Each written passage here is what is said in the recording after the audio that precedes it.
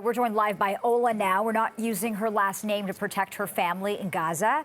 Her parents are stranded there, and they have been trying to evacuate for days. Ola, thank you so much for joining us. We are hearing from the Foreign Affairs Minister now, Melanie Joly, announcing that the first group of Canadians has been able to leave Gaza for Egypt. Does that bring you any kind of hope? Your reaction?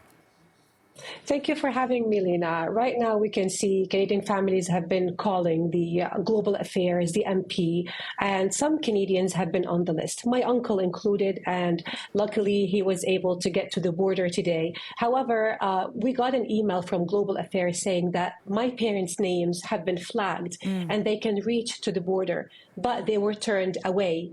The Canadian government still fails to provide transparency on the logistics on the ground. How are the Canadians are supposed to reach to the border? Nothing has been done in facilitation with either the Red Cross or United Nations to get the people safely to the border. I know many Canadians are still stuck in the north, unable to reach to the south to be able to go there. So to come back to my family, many of these families are without citizenship, my parents included. However, they have valid Canadian visa. All I need is for Canada to give authorization to allow them on the basis that they will come here, be reunited with their families. I believe Canada should create some sort of expedited process to allow the family members of loved ones to leave Gaza and travel to Canada and be reunited with them. This has been done in the cases of Ukraine, Canadian citizens in Israel. Why still our Canadian government fails to do some Canadian citizen process, immediate evacuation process to reunite these families with their loved ones at home?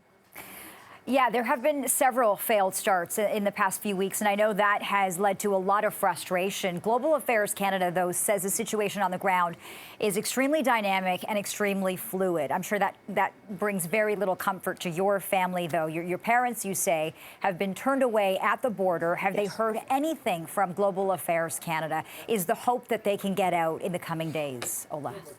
Nothing other than the names have been flagged. They have to go try, but that every single time they try to reach the border, they're risking their life more than actually they are risking their life where they are in Gaza. With the continuous bombardment, it does not stop. Their life, we're unable to know if they will survive in the next minute or not. I urge also the government and talking to Mr. Ford to stop violating Section 15 of Equality Rights of Canadians. Using that form, he's actually let down all Canadians, where he should be standing to the rights and equality of every family in Canada. Whatever was your race, ethnicity, or background, all Canadians should be united as one. We should be looking after each other. We should be reunited these families with their loved ones. I myself know so many stories of families who've lost so many family members. You're talking about huge numbers, 20, 30, 50. Yeah. No one has reached to comfort them or give them consolidation. But there are, if we're talking about 80 people, names were listed at the border.